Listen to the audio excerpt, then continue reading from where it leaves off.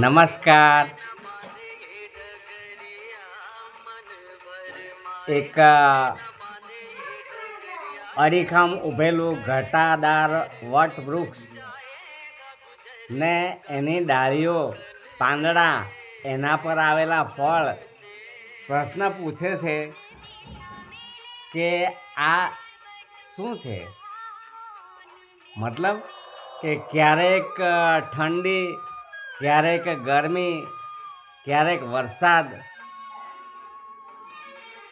ગમે ત્યારે આવે. આને શું કહેવાય? આ જિંદગી. ત્યારે જે ઘટાદાર વૃક્ષનું થડ બોલે છે, ટૂંકમાં જવાબ આપે છે, યહી હૈ જિંદગી.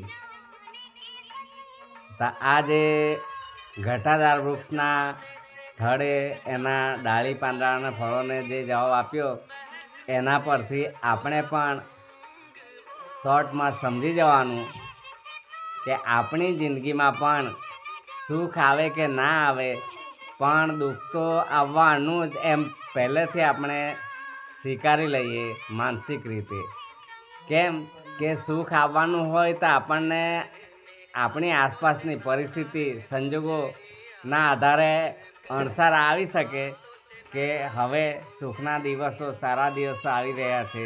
પણ દુઃખની કોઈ અગાઉથી નોટિસ આવતી નથી, એનો અંદાજ આવતો નથી. એ તો અચાનક જે વાદળમાંથી વીજળી પડે એ રીતે કોઈ પણ રૂપમાં આપણી જિંદગીમાં ટપકી પડે છે, આવી પડે છે.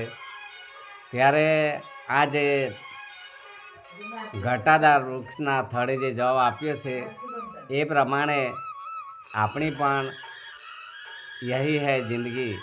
જિંદગીમાં સુખ અને દુઃખ તો આવવાના જ. જે વર્તમાન છે એ જ આપણી જિંદગી છે. એક 80 વર્ષનો માણસ, લાખોપતિ, એ 20 વર્ષનો યુવાન પૈસાથી બનવા માગે છે, અને 20 વર્ષનો યુવાન લાખોપતિ બનવા માગે છે. બંનેનો વિરોધાભાસ છે ને.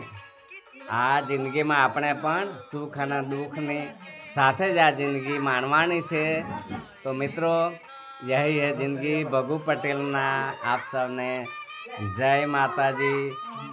સૌના જીવનમાં સુખ દુઃખ જે પરિસ્થિતિ આવે એ સહન કરવાની પરમાત્મા મને તમને સૌને શક્તિ, બુદ્ધિ અને પ્રેરણા આપે એવી પ્રાર્થના સાથે ભગુ પટેલના જય માતાજી.